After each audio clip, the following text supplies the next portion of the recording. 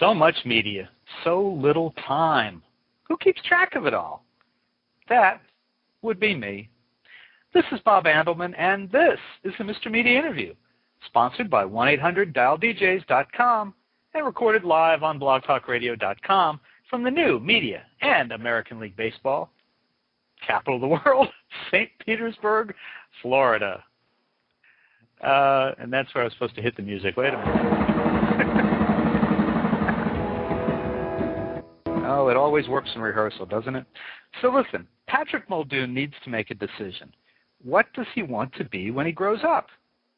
The man has appeared in Starship Troopers, a season of Melrose Place, and he has an upcoming role alongside Kristen Stewart of Twilight fame. So we know he can act. Isn't that enough? No, apparently it's not. Muldoon also sings and plays guitar in a band, the Sleeping Masses. They've even placed a song on the ABC series Beautiful People and have a record out on iTunes and cdbaby.com. So isn't being able to work in two enviable jobs enough?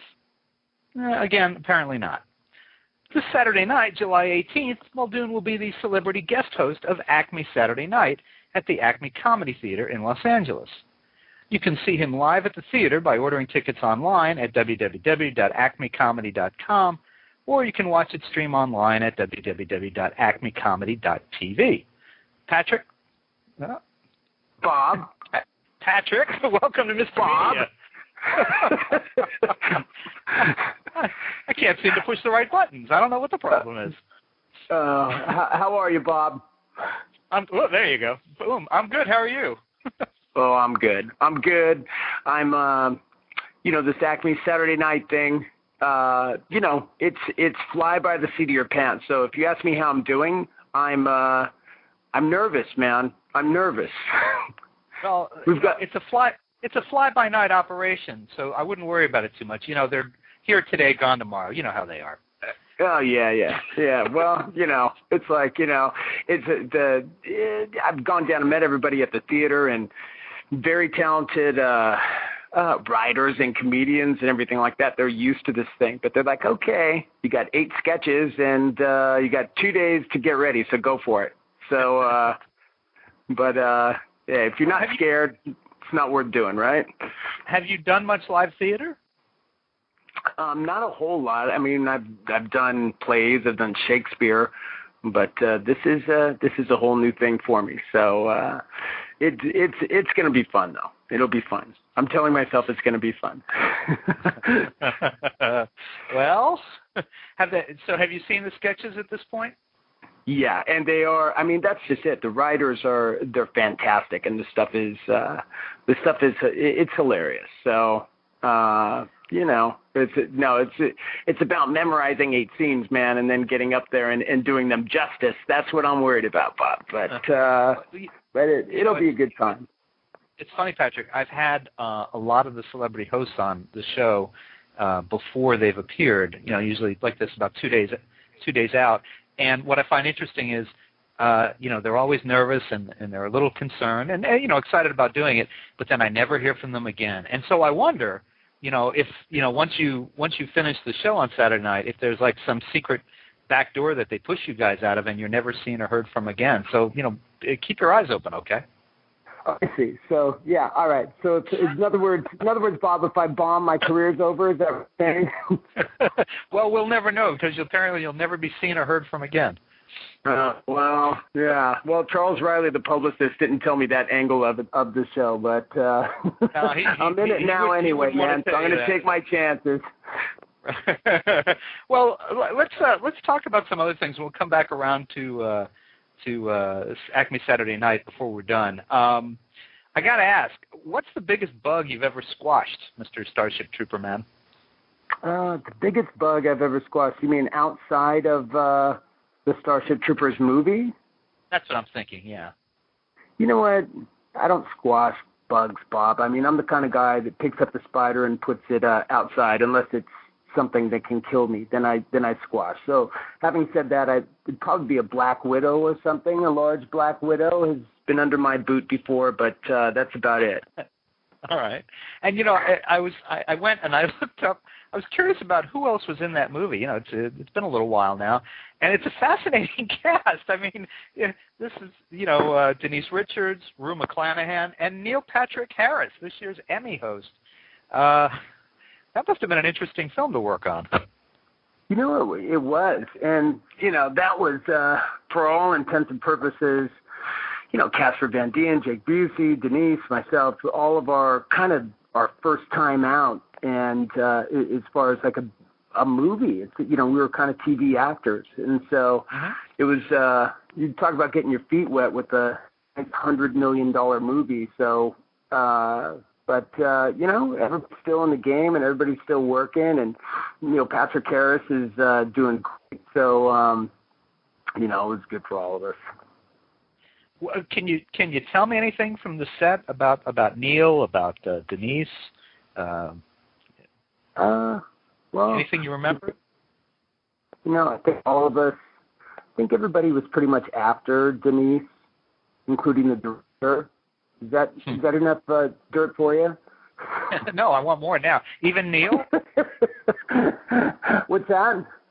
I said even Neil? Even Neil? I don't know. I think at the time, yeah, I think he was.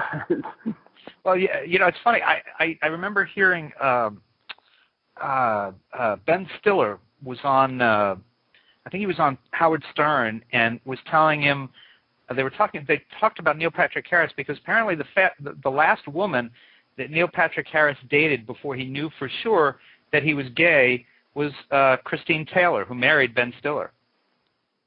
Is that right? Yeah, it's just it doesn't mean anything, but it's a funny story. So well, it might mean something for Ben Stiller, right?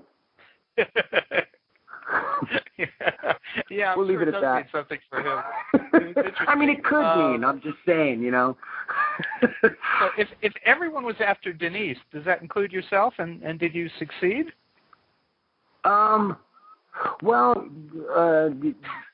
Yeah. I hate asking these questions, but they are fun. I didn't succeed in the movie. I think I got my brain sucked out, but maybe offset I probably did. Yeah. Oh, okay. No, I'm not being. No, we were boyfriend and girlfriend for like 2 years after that. Oh, I did not know that. Really? Yeah. Oh, yeah. Okay.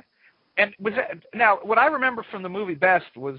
Now I feel bad asking this. Now I don't know if I can ask you this, but that was before Denise was inflated. I mean, she was a beautiful woman in that movie. I mean, but she was, she appeared without, clothes at some point. Do you prefer the pre or the post, Denise? You're talking about what are you talking about? Augmentation. You're about to get me in trouble, Bob. Oh, come on, that was years ago. I'm gonna have to take the fifth on that one, man. Oh.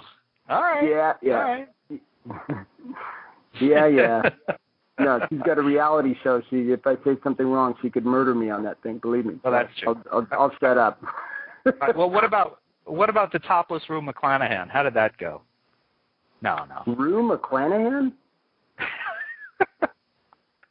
She was in that movie, wasn't she? Rue McClanahan? Are you talking about Dina Meyer? No, Rue McClanahan. I'm looking right. Oh, well, she was the biology teacher in the movie. Obviously, you didn't spend as much time with her as with Denise. Yeah, I guess not. No, I was in the fleet, man. I was up in the fleet. I wasn't in the biology. I didn't hang out with the grunts, with the other people. Okay. Yeah. Now, I'm kidding about Denise, but I mean, she's a very attractive woman. But it was interesting to me that the publicity folks at our network, who, in promoting this interview, described you as dreamy. And I wondered if you love that or if it drives you crazy. Who described me as dreamy? The promotions people at our network who were promoting this interview tonight, they described you as dreamy to get people to tune in. Does that mean unconscious or does that mean good looking? I took that to mean good looking. I never thought about it. Okay, let's go with that. Okay. Yes. Well, I guess it's a compliment. I'll take it if I can get it. Sure. But I mean, would you? It's a tough thing. You're in a profession where obviously good looks get you far, but sometimes people who are seen as good looking, Denise, I mean you, I mean does it detract from people thinking that you're that you have the chops as an actor because they talk about you, as being good looking?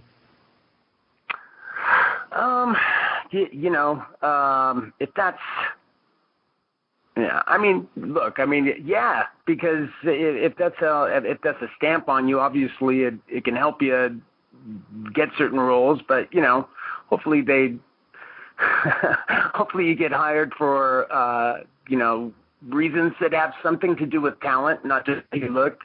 But yeah, I mean, it can pigeonhole you, I guess, a little bit when you first start out.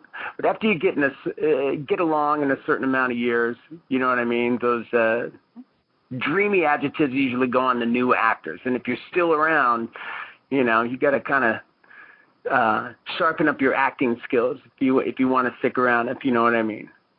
Mm-hmm. Now I'll ask. Did that answer, Bob? Did that did that answer make any sense at all? Or was it dreamy? Was that a dreamy answer? I think it was a dreamy answer, Patrick. Yeah, I do. I do. Cool. Do you? And for the women listening, let me ask you: do you do much to stay in shape? Are you, do you run? Do you exercise? Do you eat a lot? What do you do? During the week, I try and stay good, and then I hit the Taco Bell and fast food on the weekend, and then Monday, Tuesday. So if you want to catch me in shape, it's usually around Wednesday or Thursday. Okay. Because Friday, forget it. Saturday, forget it. So I'm kind of all over the place, but I try and keep it in check. Got it. Now you've got what sounds like a pretty big thing coming up. You're doing a movie with Kristen Stewart of Twilight. Can you tell us a little about that? Yeah, the movie's called K-11. We're in pre-production. It's actually a movie that is I'm part of a brand new film company called 7 Star Pictures, and it's just one of the movies that we're producing, and so I'm also going to be acting in it, but it stars Kristen Stewart, stars Nikki Reed, and we're not going to be filming that until January. But okay. Yeah, but it's called K, and it's K-11 is actually it's a part of the county jail where transvestites go. Inmates that can't go into the popular or into the general population. They have to go, because they wouldn't fare too well. So celebrities go there, transvestites go there. So it is a good old prison drama, but and it's actually written by Kristen's mother, Jules Stewart, who's just unbelievable writer. So yeah, so we got that coming up. Good. And any other stuff in the works? Just right now, I just had a movie with Val Kilmer. It hit blockbuster right now. It's Val Kilmer, Eric Roberts, Armand Desante. It's called The Chaos Experiment.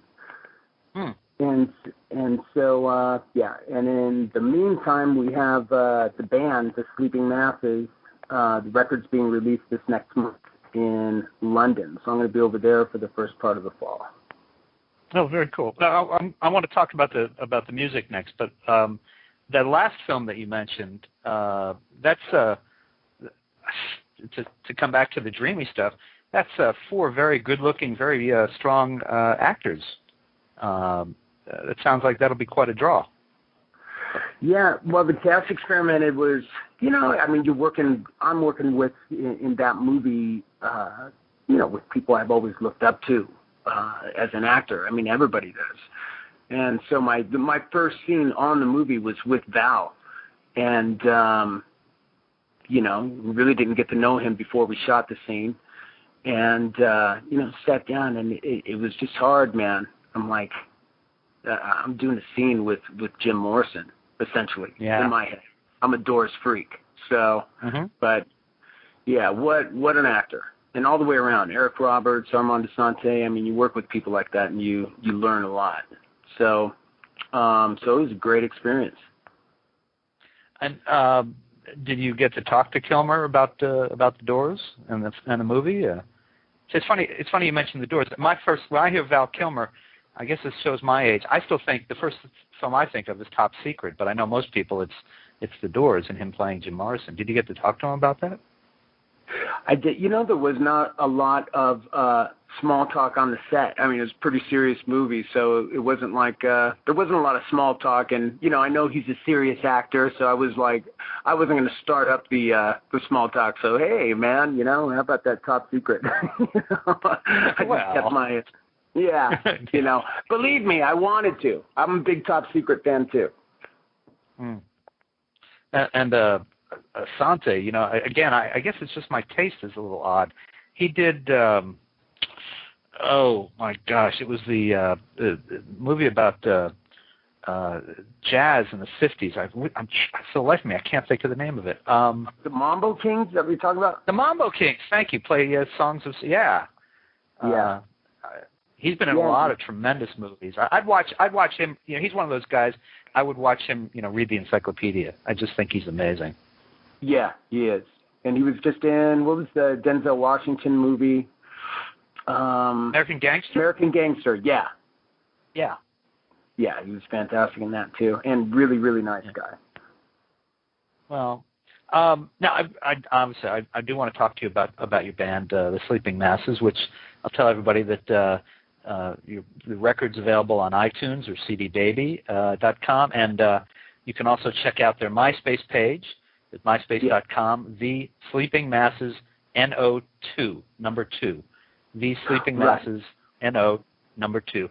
And I want to play. And if you want to go, sorry to interrupt, Bob. If people out there want to go check out, people are making the mistake. Sometimes they put my name in to iTunes or whatever, and it's not. It is the band name, The Sleeping Masses.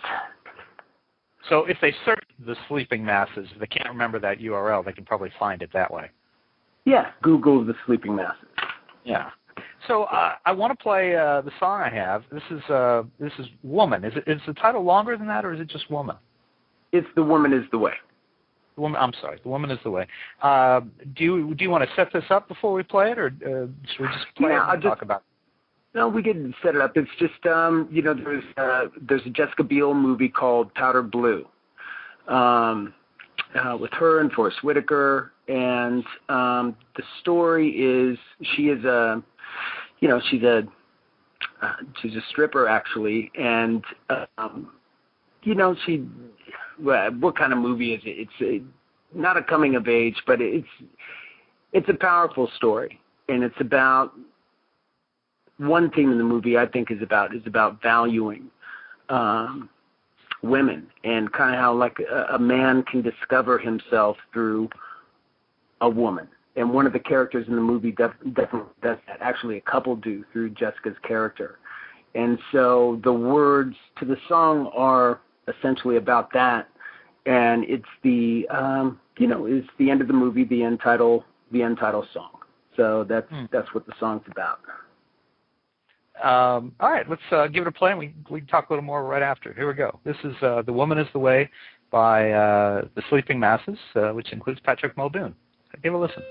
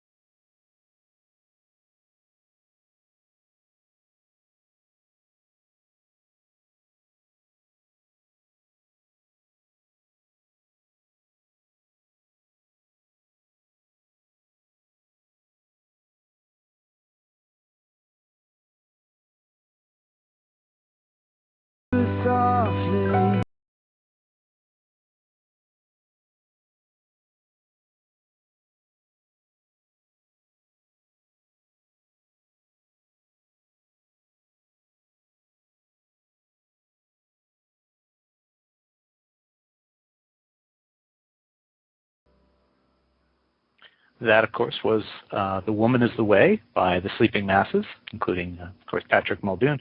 And that is featured at the end of the Jessica Biel film Powder Blue. It fits. It's the kind of thing that you would expect to hear kind of under the credits, and real nice, smooth song. What is the song about? It's like what I was saying before. It's just a man discovering himself through a woman. In other words, or anybody, vice versa, or the other way, the other way around. But it's through a love relationship.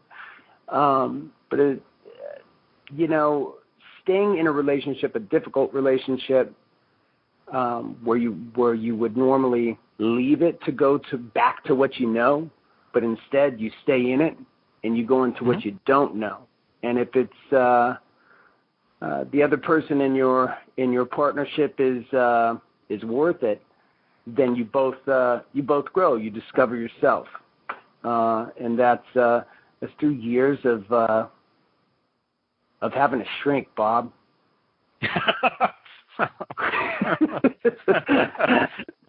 I was just going to ask you if you wrote this song. I have a feeling that yes, you did.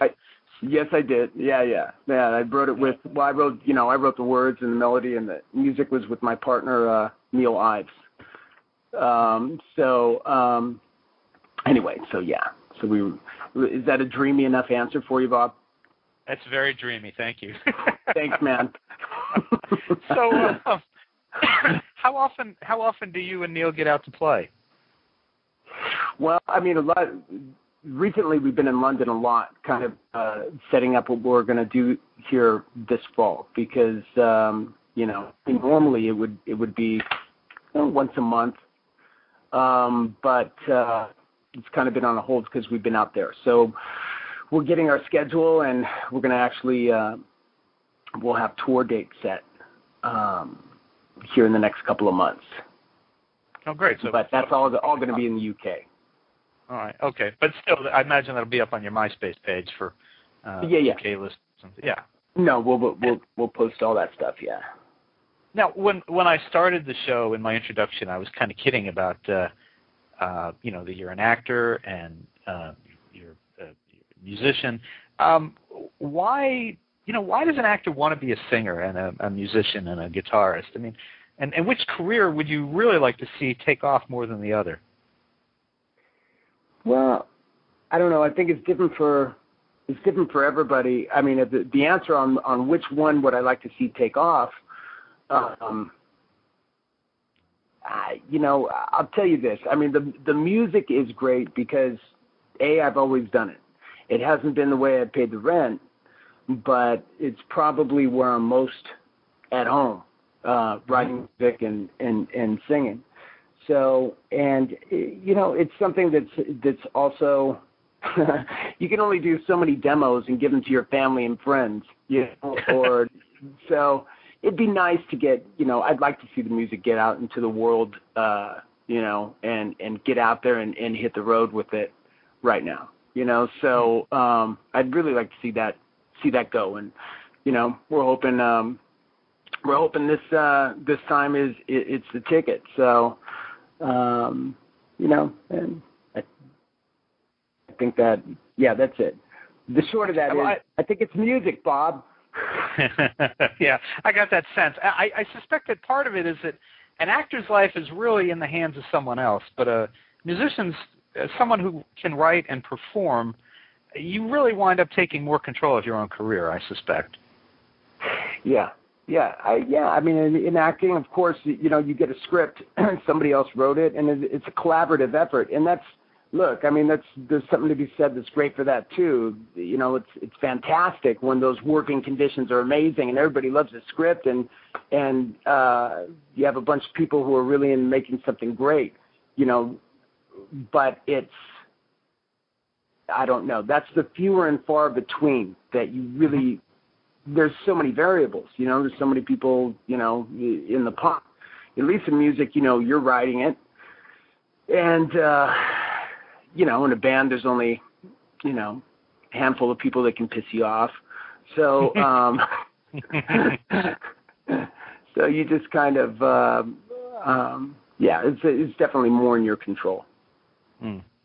All right. Well, let's come full circle. This Saturday night, I'll repeat that you will be hosting Acme Saturday Night at the Acme Comedy Theater in Los Angeles. That's at 8 p.m. And I want to, before we wrap up, I wanted to ask you one other thing, but I want to point out, I got an email note while we've been talking. Someone was not happy with the way I referred to Acme Comedy Theater, and I just want to clarify because we talk to their hosts every week and very fond of the theater. If someone if what I said did not come across as amusing and offended someone, well, I'll just apologize for that. But I want to ask you. I didn't get that, Bob. I got your back on that, man. I didn't hear any. No, I mean, you've been a great champion of the theater, and yeah, I mean, the only negative thing is I'm scared. Yeah, that I can't help you with. My sense is that it's going to be a very fun experience for you. But what I wondered is, will there be any, Starship Trooper moments, Melrose Place moments in the sketches? Have they worked any of those in? Let me think. No, not really. Not really. All right. Can you, last question then. It's all original material about other stuff than that, Bob, which is actually great. Will you be performing? Will you get to sing at all? Yep, we're going to sing, acoustically sing the song you guys just heard today and two others. So I'll be hosting, doing the sketches, and doing the music. So it'll be a busy night. All right. Well, folks, you can catch actor and singer Patrick Muldoon live in Los Angeles on July 18th, this Saturday, when he hosts Acme Comedy Theater's Acme Saturday Night. You can order July 25th, Bob. July, what did I say? 18th. Oh, my gosh, July 25th. Yeah. Maybe you do have it out for the theater, Bob. I guess I'm a week off. July 25th. It's still this Saturday if you're listening to us. It is this Saturday, yeah. Yes. And you can order tickets online, www.acmecomedy.com, or, of course, if you can't make it to the show, you can watch it live online at www.acmecomedy.tv. You can also order the band, the Sleeping Masses' first record at iTunes or cdbaby.com, and watch for their upcoming live dates in the UK at MySpace, www.myspace.com/thesleepingmasses, NO2, as in number 2. And Patrick, thank you so much for joining us on Mr. Media today. It was fun. It was crazy, but it was fun.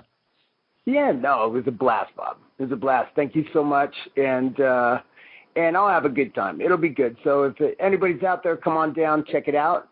And if I do it again, Bob, I'm sure I'll be talking to you. That'd be great, and we'd love to talk to you when we get closer to one of these movies coming out. So come back and talk to us then. I'd love to. All right, Patrick. Thanks so much for joining us on Mr. Media today. Thank you so much, Bob. All right. Bye-bye. Bye-bye. And, folks, for more interviews with your favorite TV and film stars, you can surf over to our main website, www.mrmedia.com. That's where you can listen to my earlier conversations with Kirk Douglas, Billy Bob Thornton, Cheryl Hines, Jeff Garland, and many more. And please think about writing an online review of Mr. Media, casting a vote for Mr. Media, or marking Mr. Media as one of your favorites, whether you listen on Blog Talk Radio, TrueSlant, Digital Journal, Vox, Podcast Pickle, Mediafly, Blueberry, Zencast, Zimbio, or Odeo. And subscribe to Mr. Media on iTunes and you'll never miss a show. Just search Mr. Media Interviews from within iTunes and subscribe for free. Or subscribe to Mr. Media's blog on the Amazon Kindle Reader. You can also listen with a piece of string and a tin can in many locations. If you've got an idea for a guest, email me directly at bob@andelman.com. That's ANDELMAN. You can also follow me on Facebook or on Twitter, www.twitter.com/Andelman. Thanks so much for joining us today. I really appreciate it when you give up a piece of your day and spend it with good old Mr. Media. Thanks for listening, everybody.